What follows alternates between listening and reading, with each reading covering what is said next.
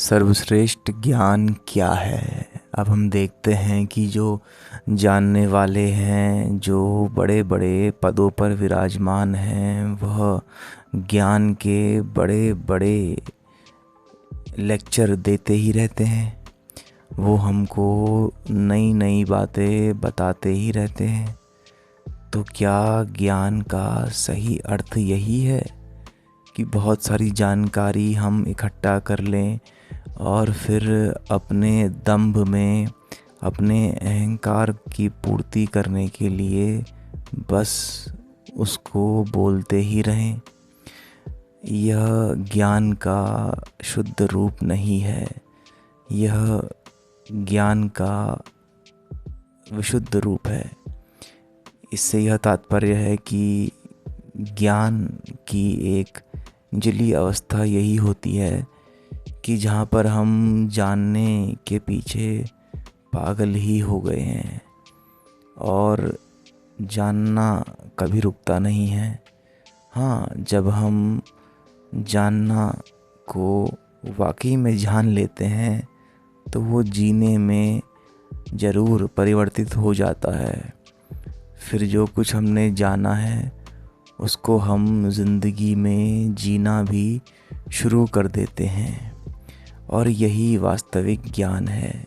जब हम यह जान लें कि वह जीने में परिवर्तित हो गया है या हो रहा है, और जब हम सारी इकट्ठा करी हुई जानकारी को अपने सर के ऊपर से उठा करके नीचे धर देते हैं, और फिर जब एक हल्कापन महसूस होता है हमारी बुद्धि को, हमारे मन को, वही ज्ञान की सर्वोच्च अवस्था है। वही वास्तविक ज्ञान है।